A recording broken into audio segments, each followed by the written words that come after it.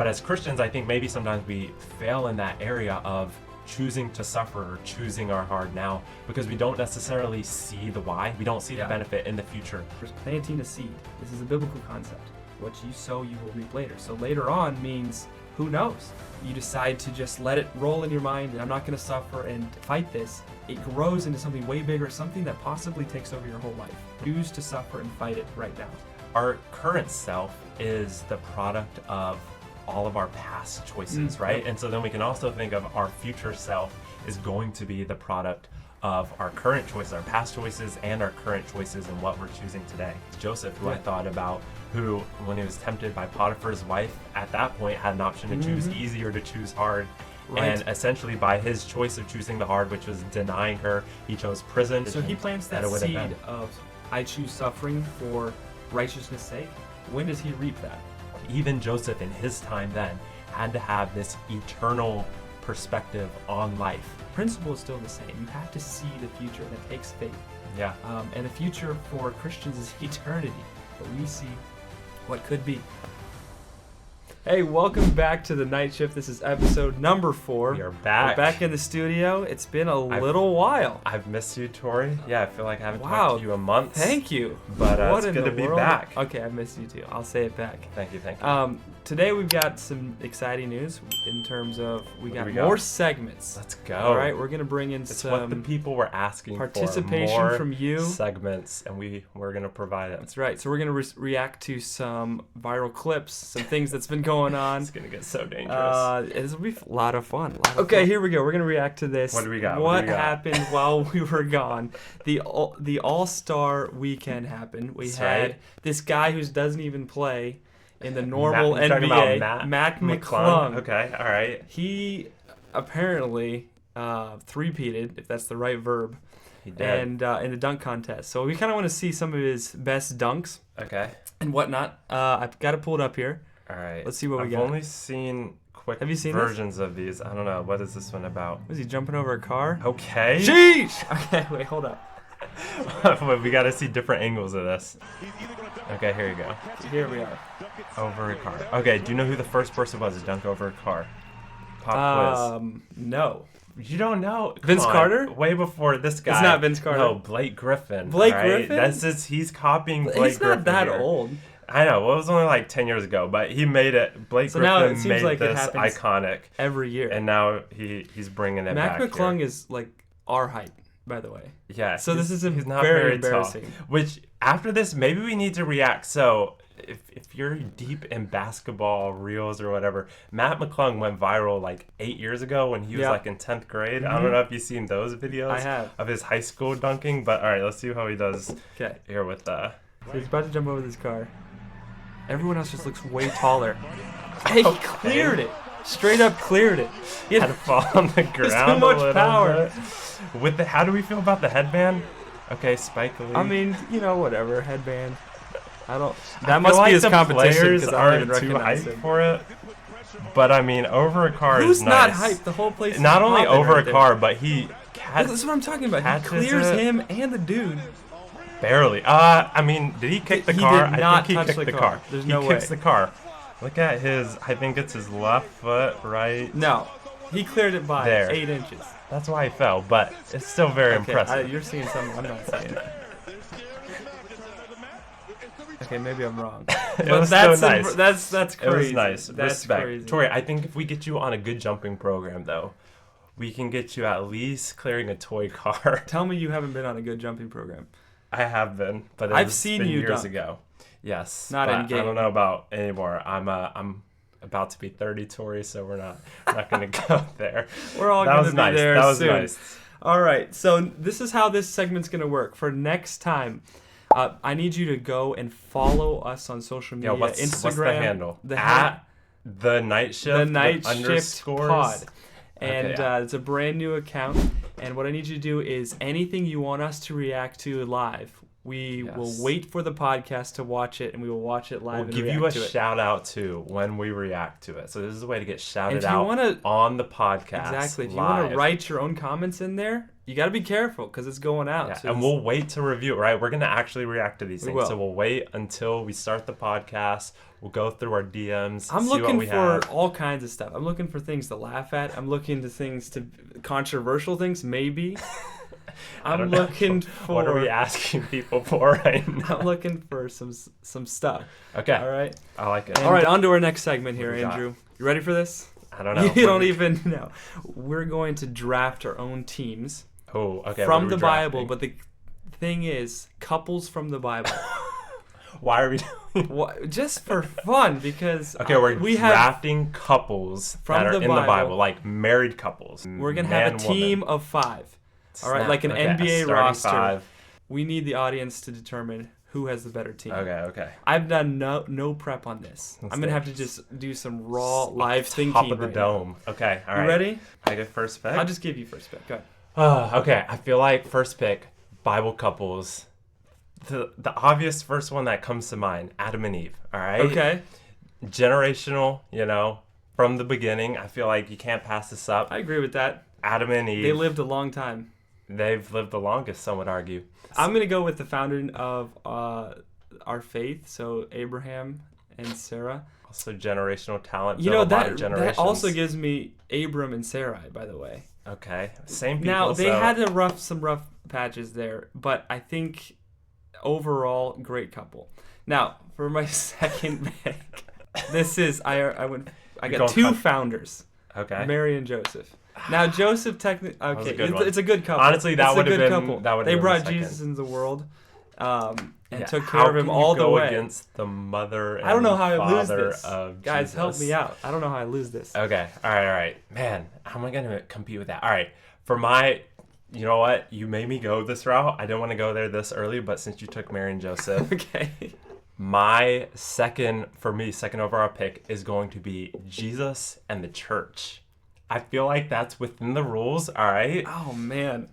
The church is Jesus' bride, right? And so that is who What my did we second say? pick. We said couples and we said in the Bible. Yeah, is And this I a think legal that- pick? Does I this think it's pass a legal pick, the but laws? I don't know if the audience, if You know what? the They crowd's can, gonna they like can it. decide on that. They might That's be fair. booing right now. Honestly, I maybe should have saved that because I don't think Tori was going to go there to begin with. But regardless, when he picked Mary Joseph, I felt a little backed up against the wall there. Okay. All right. For my third pick, I feel like maybe an underdog here, but I kind of like this one. Ruth and Boaz. Come on, you took mine. All right. So, Boaz, he was a single guy for a long time, too. Okay. So he's more of an underdog story. Some people probably didn't think he'd get out of his singleness, but yet here he comes with a Ruth. Okay, So it's a feel-good story. It is. Something, someone maybe will make a movie of one is. day. So I'll take that If we're as gonna my talk third about a pick. feel-good story, I think my third pick, and he really didn't do a lot of work here, is Isaac and Rebecca. Bro did he, no work. he had no work. He's Bro got a working in the servant field. to do the How old work. was he? 40 years old. I don't actually And know. and then his father's servant pulls up with the bride, and anyways, That's it was true. a great If couple. it wasn't really for good. the servant and I guess Abraham sending him out, would Isaac still be single to this day? I don't know. Maybe. All right. Maybe. That's a God would have worked a miracle. It's a decent pick though. Fourth pick. Man, this one's tough. I'm gonna pull Aquila and Priscilla in the New Testament.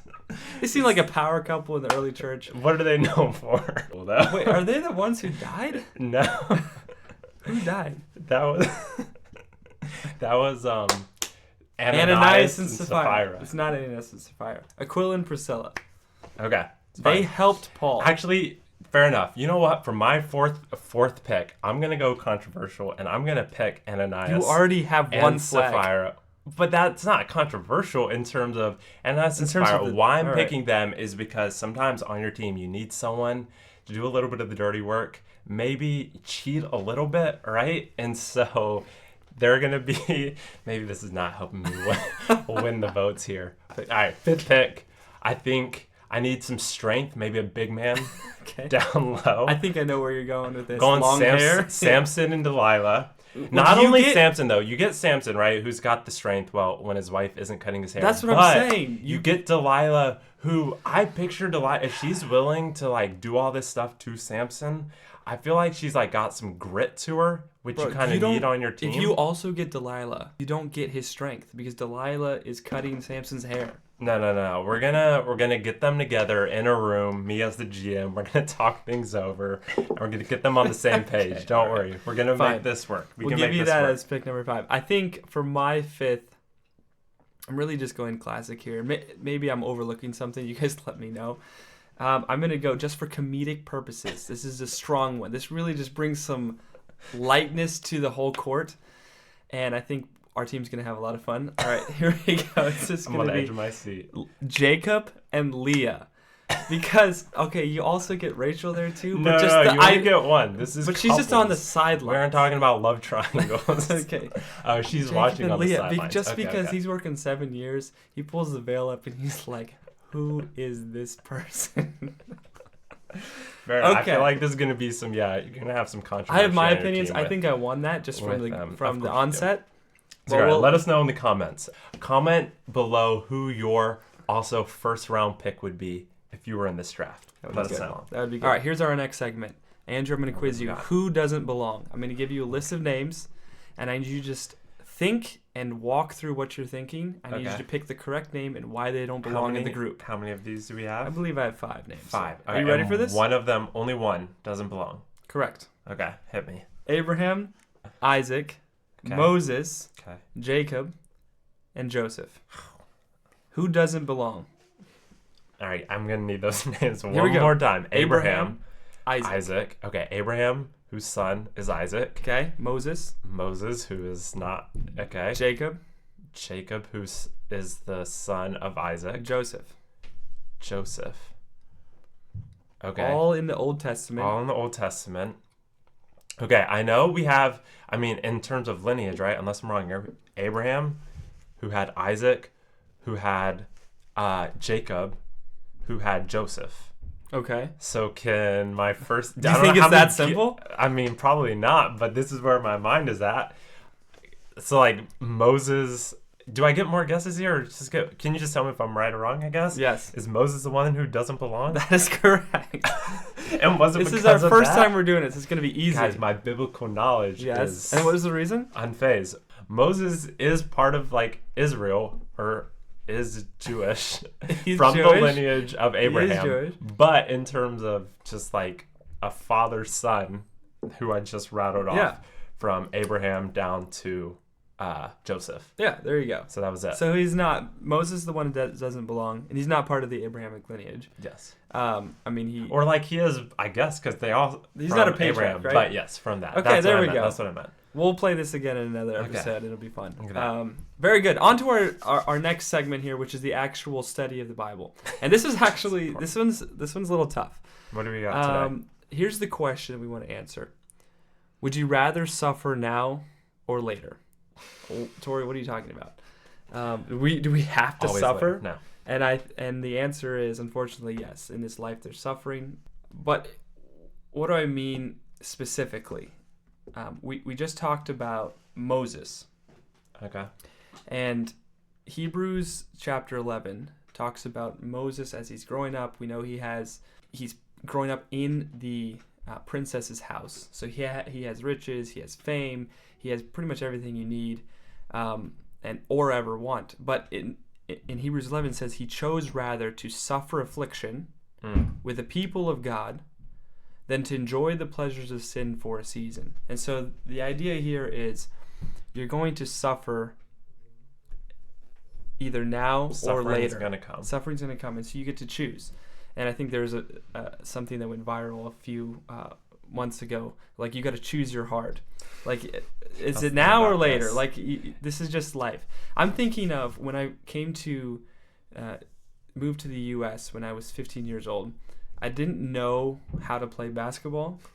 I didn't know the rules. I had seen clips. I'd seen people play, and I thought it was cool, but I never put like any time into it. I didn't really know how to like dribble or like anything. And I just remember I got onto this like little team, private school team, and I was learning to play. And I remember my first game, and I, got some foul shots. And I went to the line, and I was like, I didn't put any time into learning how to shoot a free throw. I don't know how to shoot a free throw. That part. And so I was suffering on the court with the live audience. All right, this is a bad example, but this is kind of my I would have idea paid to see this, though. Yeah, so I'm like suffering there. Like I'm all sweaty, my face is red. I brick everything. Did you go the underhand route? No. Okay. No, I didn't actually. I didn't even know that was an option, to be honest. No, but I brick everything, and in the moment, in front of everyone, here I am. If I can use the word suffering, like just feeling that pain. Yeah. And then I was like, I'm not going to let that happen again. So obviously I went Cue to work. The montage of Tori. Exactly. In his yard Rocky, every morning, 6 a.m. And I put up, 100 free throws every morning and evening, and Respect. pulled that winning percentage up to above 90%. And so this principle applies to us physically. We understand the sports part of it, the working out, all of this, but it applies spiritually as well.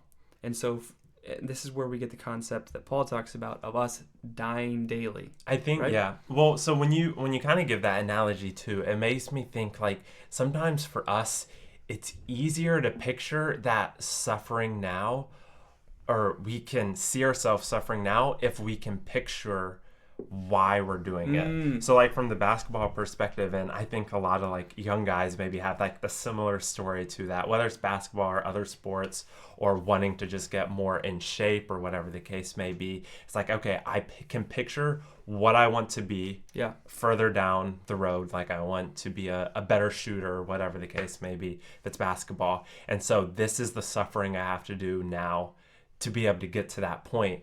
But as Christians, I think maybe sometimes we fail in that area of choosing to suffer or choosing our hard now because we don't necessarily see the why. We don't see the benefit in the future.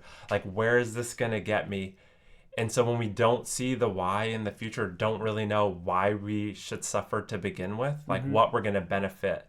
Because, I mean, if you're going to suffer, you want to see that there's some benefit in the future. So as Christians, when we don't see that in the future, if we don't see that, it seems pointless to suffer now.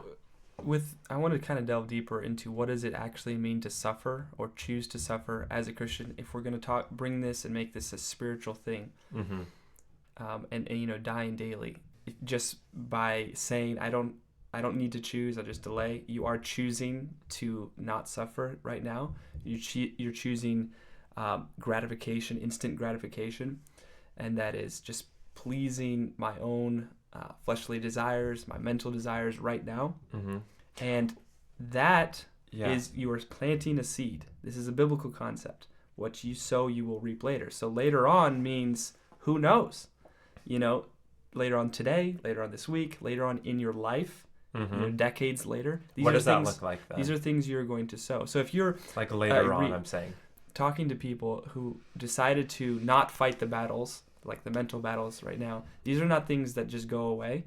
And sometimes we kind of assume that they will, but they grow, just like a plant. It grows in your mind, something that you're struggling with in your mind, or that's something that's unscriptural or sinful against God, and you decide to just let it roll in your mind, and I'm not going to suffer and fight this. It grows into something way bigger, something that possibly takes over your whole life.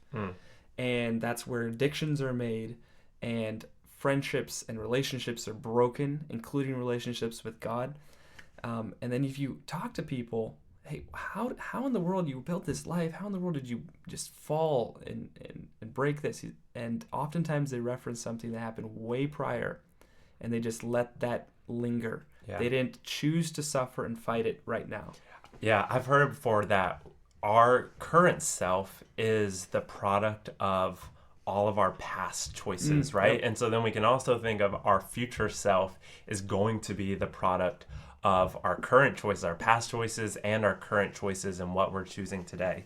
So what we're choosing now, whether it is to do something hard, I think you mentioned like those videos of choosing your hard, but what we choose now is going to affect our future self one way or another. So choosing an easier path now is going to have repercussions, and certain things will have harder repercussions than others.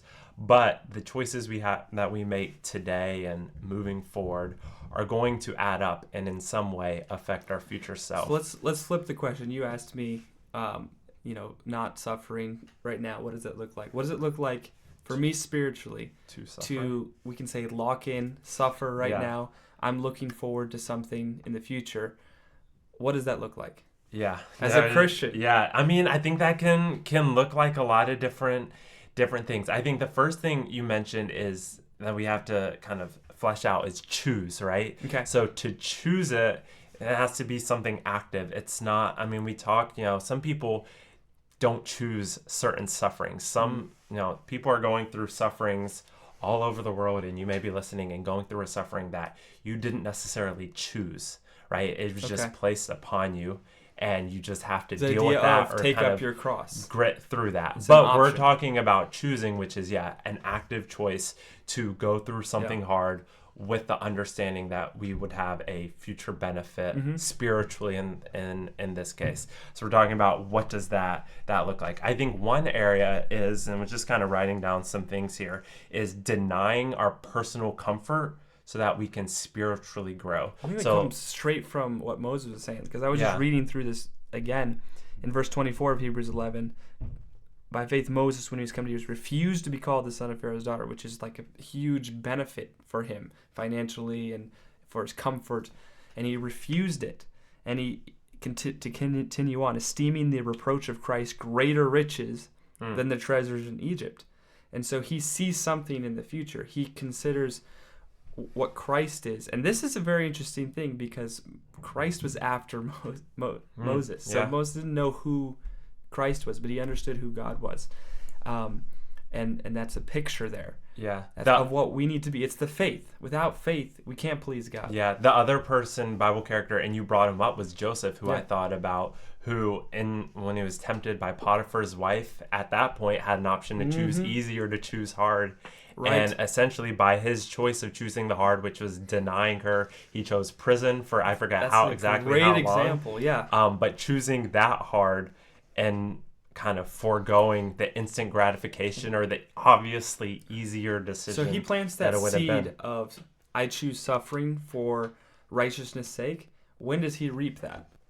And for Joseph, he doesn't know when. I think this is an important thing for us we're talking about kind of our choosing our suffering now or later and the why behind that. Sometimes the why isn't here on earth. So for Joseph, he could have, for all he knew, by him making that decision, he could spend the rest of his life in prison. Like, he doesn't know that there is an end in sight while he's on earth. Yeah. But I think as a Christian, and even Joseph in his time then, had to have this eternal perspective on life, that the suffering that I am actively choosing now based off of, my actions or this decision may end while I'm here on earth, but it may not. But I do have an eternal perspective on life, knowing that I'm not doing this just for my temporal self, but I'm also doing this as an eternal decision, which is, I think, ultimately why we as a Christian ought to choose suffering. Yeah, I think we have modern examples. Most people, if you're watching this, you probably have some sort of social media. Things that pop in my algorithm are like motivational speakers that I'm thinking of someone who came in recently, Alex Hormozy. He says stuff like this all the time, and it's interesting that he's become, these things are becoming popular, but it is essentially a biblical concept that that you can extrapolate into really every area of your life. One of the things he says is you have to suffer twice, once now voluntarily or later involuntarily, and he's talking about business and whatnot, and I agree with that. He talks about. He says no when he was first building his business, saying no to all of these things, all the pleasures around him. He's not spending any money. We get into Dave Ramsey too, for the sake of his future. Yeah. And maybe you can see that as selfish or not. That we can have a different conversation there. But the principle is still the same. You have to see the future, and that takes faith. Yeah. And the future for Christians is eternity. Not for Christians only. For everyone is eternity. But we see what could be. I'm thinking of Dave Ramsey too. Yeah. I wrote down one of his quotes: "Live like no one else, so that later you can live like no one else." I love it. Sounds like a Dave with the Ramsey financial quote. stuff. It's absolutely true. It's true. And speaking of myself, like for young adults and maybe young Christians specifically, like I feel like it's extra hard because it's so hard to sometimes think about way down in the future when you have so many options right now. And it's especially like if you're in a first world Christian young adult, like it's so easy to forgo certain sufferings, whether it's spiritually or just thinking like kind of young adults or young Americans in today's world. Like we just have so many things that can give us instant gratification that it has to be such a hard active choice to suffer a little bit. So practically, thinking of the future. I agree with that. Yeah. Practically, what does it look like for you and me and the people right here in this room? I mean, you were talking about social media. I feel like that's one thing because it's so easy to kind of get into the scroll, just like the scroll. And that's not by accident. I guess is what we call right? it. No, definitely. These are designed to bring us in. So it is an active choice. We have a great example. Before you get into it, I'm choosing to not do this. And when my mind says, "Oh, that's exciting," I say no. I'm going to go do something profitable in life, such as grow closer to God, read my Bible, or go have a conversation with somebody. That's a choice. And I think maybe you can call it suffering, or you can just call it having a normal life, whatever. But these things add up over time. I think what it looks like is, along with that, resisting temptation. This is a constant battle that's going to be throughout our whole life. Staying faithful in our service, which is to others, to God.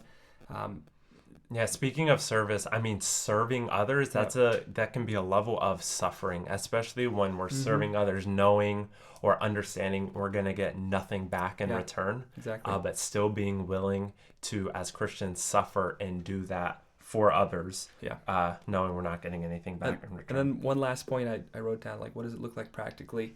Walking in obedience, in terms of we read the scripture, we have a direct command from scripture, and how often do we see that and we say that's a good point, and we don't actually walk in obedience, and that is a type of suffering, because that means I'm saying no to these things so that I can say yes to God. That's important. And when you talk about walking in obedience, one of the things I think we need to be obedient in, despite suffering, is being willing to be rejected for our faith, for Christ. And so being willing to be obedient, stand up for Christ, share the gospel, even though we may be rejected. And that's suffering, is being rejected for your faith, losing friends for your faith, but that's part of suffering. You can't be rejected if no one knows that you're a Christian, or no one knows that you're trying to live a holy life. If you keep that a secret from everyone, it's impossible to be rejected for that. The thing I would encourage us both and the people in this room listening is look at your life and say, what is something in my life, and I'm talking to myself here, that I need to purposely decide that I have a choice, yes or no, and then I'm going to choose rather to suffer because I have faith that in the future I will reap a reward.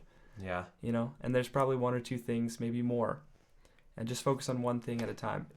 I think we're at the tip of the iceberg with some of the things we mentioned, so I'm sure there's many, many more, and it's a personal thing too. So like, we know our own heart and what we are, kind of our tendencies, and where we kind of want to go with certain things, what is easy and what is hard for us, and why we're making those decisions. And so if it's not maybe too personal, maybe drop in the comments or wherever you're listening something that you can suffer in, something maybe that you could give up for a little while, or something that you could choose that is harder than something that you could choose that's easier, but is better for you, for your future self, for eternity maybe. I think that would be good if you could share that. I think that would get some conversation going. Very, very good. Some really good things to think about here. And so we'll see you next time on The Night Shift. But before we let you go, just a quick reminder, give us some love down in the comments. Hit like, hit subscribe. And share this, right? Share this with a friend if you found that this was useful, or if you just want to laugh at us. Share it with a friend. Absolutely. We'll see you next time. Peace.